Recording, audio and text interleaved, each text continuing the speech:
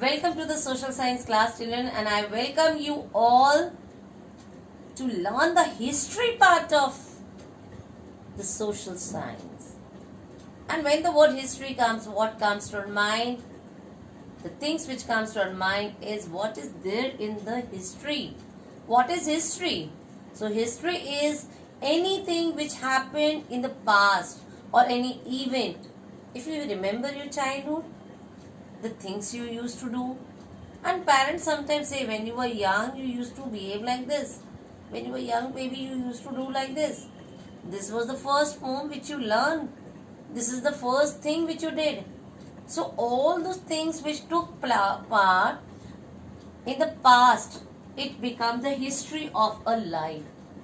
Similarly, when we talk in social science, history can be of any country, history can be of any person, history can be of any city or state.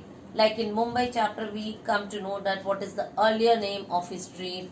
When we talk about Delhi, we come to know in which year the new name Delhi was given. So all the things which happened or occurred, we can say the events occurred in past, we call history. So today in social science, we are going to study the story of the early man. We are going to find out the history of early man. How did the early man came to the world and what are the different things, invention, discoveries they did here. How they led their life. So now let us start the topic, a very interesting topic, that is the story of the early man. So when we talk about the story of the early man, it is not easy to know about any history of any country in the world until and unless the special professionals are there. And who are those professionals? Those professionals who help us to know about the history of anything in the world are the archaeologists. When we talk about the archaeologists, who are these archaeologists? Archaeologists are the scholars who provide the evidences. How they provide the evidences? They provide the evidences on the basis of the excavation, or we call it as the digging of sites.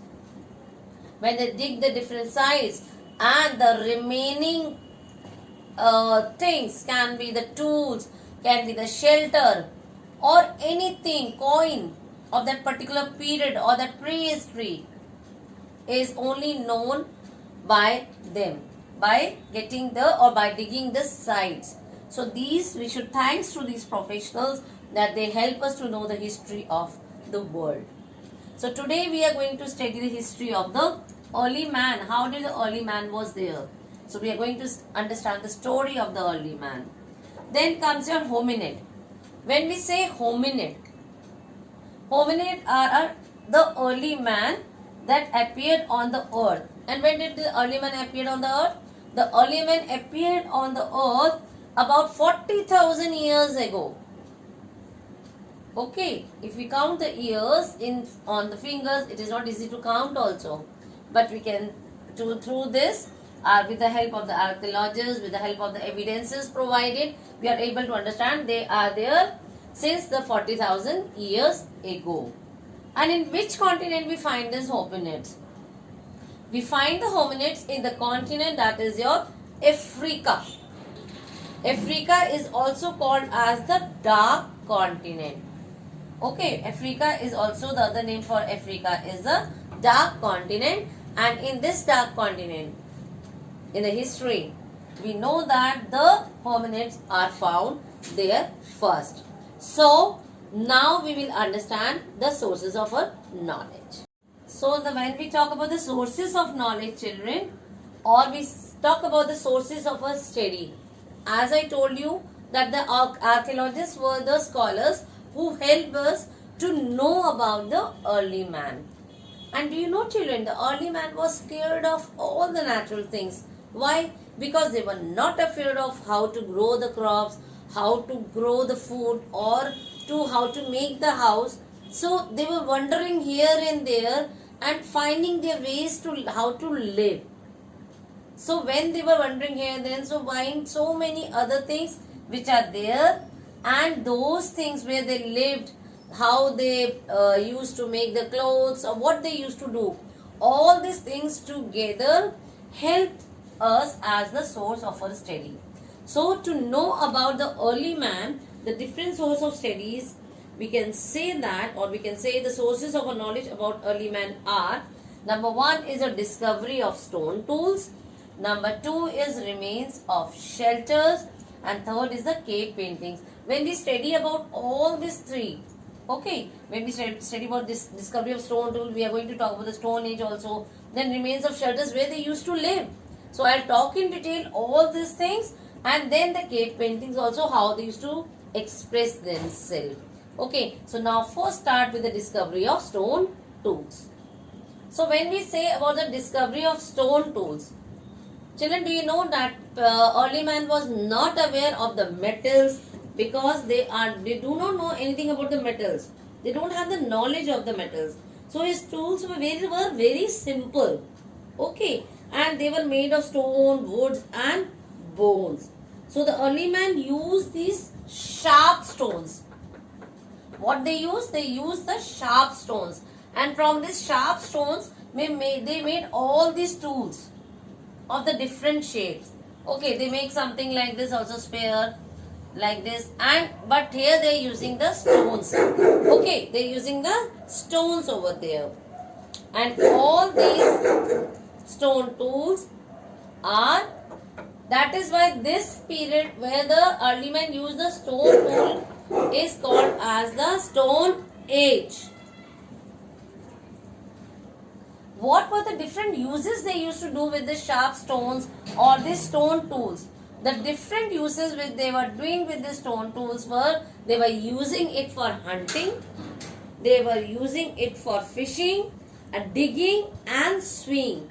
And that is why this stone tools are, or this period of stone tools is called as the Stone Age also. Now next we are going to talk about the cave paintings. So the second source of our study is remains of shelter. When we say remains of shelter, it means where the early man was living. Firstly, the early man was started living on the trees, but then they realized that they are not safe. They are not safe on the trees because wild animals can harm them. They are not protected from the rain, heat and cold. Okay, so to protect themselves from rain, heat and cold, and even from the wild animals, they started living in the caves. So they make a huge rocks, they cut the huge rocks with the help of their stone tools. Okay, and wherever they get the small place inside the caves, they started living with their families in the caves, so that they can protect themselves and with the wild animals, rain, heat and cold. So this is the way how we can find out from the remaining evidences of the caves. Like in Bhopal, Bhimbetka place is there, where we still found in India the place where the early man used to live. Okay, so this is the history of, or the sources, second source of our remains of our shelter. Now we are going to do. So students, when we talk about the third source of our study, and that is the cave paintings. When we say about the cave painting, okay, this is a cave where the early man used to live.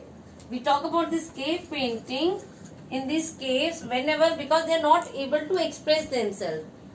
Okay, so what is the means they use to communicate with each other? They use the paintings, and mostly in the caves we find out animals and hunting scenes, because when they are going out of the house or when they are moving out, how they used to say? They used to say with the help of the paintings. So usually in some parts of the world still we find the cave paintings which shows about the life of the early man, or the evidences of the early man. Now we are going to talk about the life of the early man. When we talk about the life of early humans, what comes to our mind? That means how the early man was living. What are the different ways he are using to for the food? So now let us know something very important about the life of early humans. So first and foremost thing is early man used to live in caves. Why they used to live in caves? As I told you, early man used to live in caves to protect themselves from the heat, cold and rain, and secondly from the safety point of view also, so that the wild animals could not harm them. Okay, and they can take care of their families. Number 2, they move from place to place in search of food. Yes, definitely when the early man is there like us only, they also have to search the food. But their method is different. That is, they have to move in groups. How they used to move? They used to move in groups, children, so that they should not be harmed by anyone. So when they are moving in groups from one place to another, and how they used to get the food? They used to get the food by hunting. By hunting. Remember the word hunting. And when we say hunting of animals, okay, animals can be your water animals. It can be the animals which are there in the forest. They have to move in the dense forest for their food. And that is why they used to move in the group with using their stone tools. Okay, the different kind of tools or weapons which are made by them during that period, as it is mentioned in the history, in the evidences are there. Okay, so they used to move, and by doing the hunting of animals, they are called as a hunter, or they are the food gatherer. We call them as a food gatherer also, because they were gathering the food. They have become the food gatherer. After hunting, they gather the food, and then they sit in a group together and they cook the food and they eat that food. What is that food? Basically animals, because they are hunting those animals. And then comes, they are working in groups. Why they are working in groups? Because working in groups make their work easier. Okay, and secondly, they are provided with the safety. If the early man is living alone, definitely the wild animal will come and eat them. So to protect themselves from the wild animals, they started living in a group and they working together, so that the work can become easier for them. So now finally the early man has become the food gatherer, and now we are going to talk about what kind of clothes the early man used to wear. In the life of early man, we have learned about that how the early man used to be a hunter. They started living in a group, and now we are going to talk about the clothes. What kind of clothes they used to wear. Okay, so early man used to wear the clothes which are made up of leaves and the animal skin. How the leaves? Because when they are roaming in the forest, they used to take out the huge leaves and they used to wrap themselves with the help of the leaves, so that they can protect themselves from the heat, rain and cold. In the same manner, now that they realize after hunting the animals, they used to take out the skin of the animals. They used to take out the skin of the animals, and with that they used to make the clothes from the skin of the animals. So as a result, in this way, the early man learned to wear or make the clothes from the leaves of the plants as well as the animal skin. Okay, so now we are going to talk how the early man used to communicate with each other. So children, now we are going to talk about the communication, how the communication was possible during that early man, how the early man used to communicate with each other. So the early man communicate, as you all know, that there were no languages. Okay, when there is no languages, then how the early man used to communicate? It's a big question. So when the no language is there, it's a big question. Then how? With the help of the gesture. If they want to eat, they just show in this way that I want to eat. Or the hand movements, if they're going, they used to say going like that. Or killing of animals, they used to say I am killing the animal. Or what is hungry, just keep an hand on the stomach. Sometimes you also say, na, you talk with your friends and with the hand movement and all that, and then your friends also understand you easily what you want to say. So these are the this is called as a gesture movement. How your gesture is, the way they used to walk, the way they used to talk. They used to talk with the help of the gesture, and then they used to imitating of sounds. As in the forest, the animals were there. They don't have any language, so they start imitating the sounds of the different animals. You have seen the Mowgli also. Yes, Mowgli do not use any language because he was living in the forest with the different animals. You have heard that story of Mowgli? So, what did Mowgli did? Mowgli learned the sounds or the way he used to speak. They used to make different sounds, and with the sound like yahoo, ooh, ah, like that, the different sounds were there. Yes, all these sounds they imitate. They early man used to imitate from the different animals, and they easily understand with each other by those sounds what actually that word means and what they want to express. So finally, in this way they call one another. So now I am going to talk about what the early man is scared of. So now finally we are learning that what were the early man afraid of. Yes, early man was afraid of the different things which make him scared. The early man was scared of many things, like because he has no knowledge, no scientific knowledge, because there were no schools also. How can he know? We know the reason why the lightning is there, why the thunder is taking place, why the rainfall is taking place, why the heavy rainfall is there. But early man life was a very slow process, and he is learning. He was not able to understand why these things are there in a nature. That is why in the beginning only I said that the early man was scared of the natural things. So what are the different natural things? Like lightning, thunder, lightning in the sky, thunder and rainfall. So all these things scared the early man a lot, but apart from all this that he was scared, still the slow process of the life of early man was going on, which makes him slowly, and what we are today is only through the process only, from the early man to the civilized citizen.